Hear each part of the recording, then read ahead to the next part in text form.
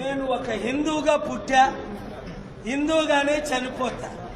యేసు ప్రభుని సొంత రక్షకుడిగా తెలుసుకొని 200 దేశాల్లో 200 కోట్లకు యేసు సువార్త ప్రకటించారు. యేసు ప్రభు క్రిస్టియనే కాదు, నీకు తెలియకపోతే చెప్తా. యేసు ప్రభు క్రిస్టియన్ కాదు, యేసు ప్రభు హిందువుడు కాదు, యేసు ప్రభు మహమ్మదీయుడు కాదు.